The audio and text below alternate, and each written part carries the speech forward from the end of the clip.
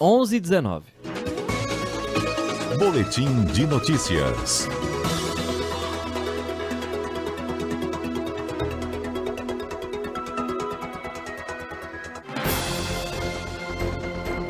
CBN Conexão Brasília, com Rômulo Pinheiro. Rômulo Pinheiro, bom dia para você. É um prazer muito grande falar com você pela primeira vez aqui na CBN. Bom dia, Max. Um prazer também é todo meu. Esperamos que nós tenhamos uma parceria muito produtiva nesses próximos encontros. E o Israel sempre elogiava a elegância da coluna CBN Conexão Brasília. Hoje, excepcionalmente, a gente está pelo telefone, mas semana que vem a elegância volta aqui no vídeo, ok? Perfeito. Fica tranquilo que essa parceria dure bastante tempo ainda. Rômulo, hoje nós vamos falar sobre a PEC do Conselhão do Conselho Nacional do Ministério Público na pauta do Congresso. Pois é, Márcia, a situação é a seguinte. Para quem não sabe, pessoal, o Conselho Nacional do Ministério Público é um órgão que foi criado para, entre outras coisas, fiscalizar a atividade dos promotores e procuradores de justiça. Eles zelam pela integridade da atividade deles, eles atuam pela independência do Ministério Público. Mas a gente sabe, Max, que nos últimos meses, últimos anos aí, nós tivemos várias atuações de membros do Ministério Público que foram consideradas excessivas. Nós que trabalhamos nas carreiras jurídicas, é mais visível para a gente isso, mas para o cidadão comum, que não trabalha nessa área, ficou muito mais claro a situação de alguns abusos cometidos em algumas operações famosas que aconteceram alguns tempos atrás. E essas operações, a mais famosa delas, a parte da Lava Jato, o processo lá de Curitiba, teve a finalização no último semestre como algo que foi declarado pelo Supremo Tribunal Federal como inadequado.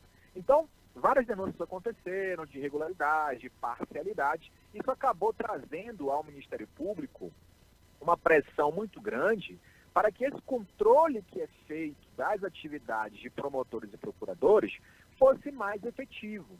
Como é que funciona hoje o conselhão, que eles chamam, que é o Conselho Nacional do Ministério Público?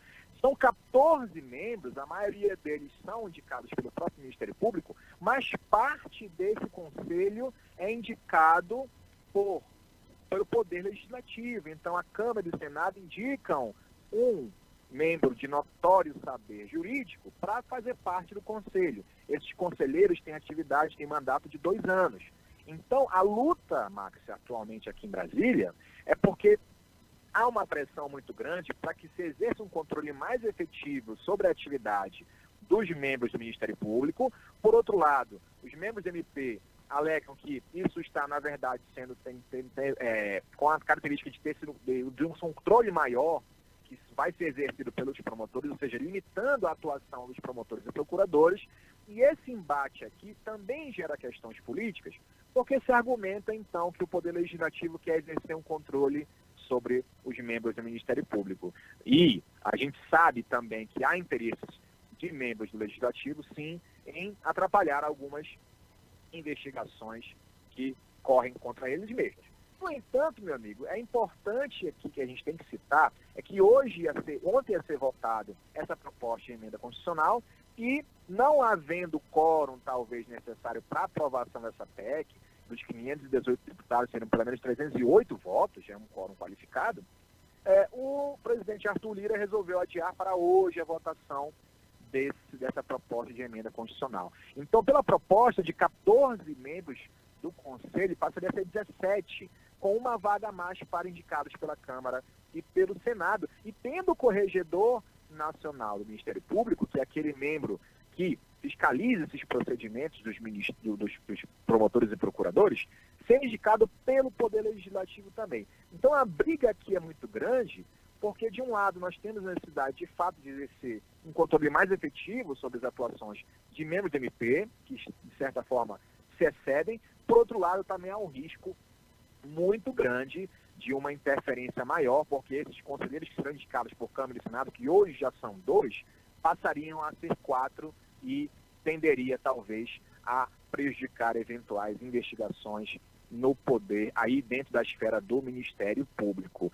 A votação está prevista para hoje à tarde, mas a gente sabe que não havendo ainda a possibilidade de êxito, tá, que o Congresso retirou da pauta algumas informações aqui que eram muito fortes contra os promotores, por exemplo, da anulação dos atos dos promotores pelo próprio Conselho. Hoje essa anulação desses atos ocorre só pelo Poder Judiciário, então retiraram alguns pontos para ver se passa a proposta de emenda constitucional hoje à tarde, mas caso se perceba que essa proposta não vai passar, então deve ser novamente adiada. E a gente está acompanhando esses detalhes aqui, porque isso tem muita influência com o que vai acontecer com as novas investigações em curso no Poder Judiciário. E bote influência nisso, né, Rômulo? Agora um detalhe. No jornalismo, a gente considera um incômodo, assim, quando incomodamos alguma coisa, seja um órgão, seja uma empresa, seja uma pessoa física, quando incomoda é porque tem alguma coisa e o trabalho está sendo colocado em xeque, está sendo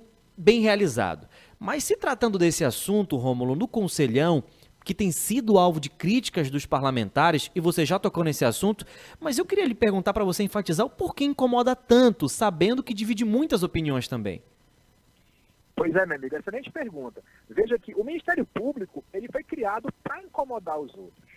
A atividade dos promotores e procuradores é essa, é fiscalizar, é processar, é isso, é a função principal, é o fiscal da lei.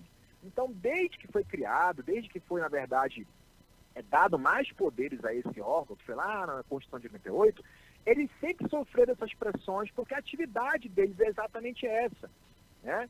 Agora, veja que o que se acentuou nos últimos anos foi em razão desses excessos que alguns promotores empreenderam em algumas investigações.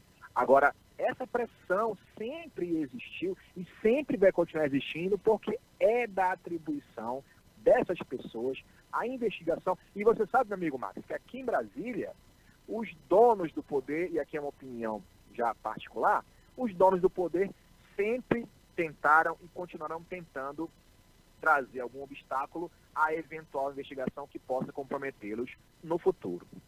E o que a gente acompanha até das informações é de que quando divide muitas opiniões, principalmente das pessoas contrárias, falam que até há um super controle via legislativo. Dá para enxergar dessa forma também? Olha, hoje ainda não. Com essa proposta antes da alteração, sim, Max, porque o texto original previa, inclusive, que o próprio Conselho pudesse anular operações ou atividades dos promotores, ou seja, eu teria no Conselho 4 indicados pelo Legislativo e esses 4 poderiam votar para anular operações policiais, aliás, operações do Ministério Público em andamento ou em processos judiciais. Aí sim nós teremos como ver, sim, eventual supercontrole. Mas em razão da pressão muito forte que foi exercida contra esse texto, o projeto desse texto, ele foi alterado de ontem para hoje e foram retiradas essas formas de controle mais extensos. Ainda assim, as entidades do Ministério Público estão contrárias ao texto. Ainda assim, contrárias ao texto. No entanto, hoje nós ainda temos a possibilidade de um supercontrole se esse texto for aprovado nessas circunstâncias, porque o corregedor geral ainda vai ser o conselheiro indicado pela Câmara e pelo Senado, e isso pode influenciar consideravelmente as investigações e processos em andamento.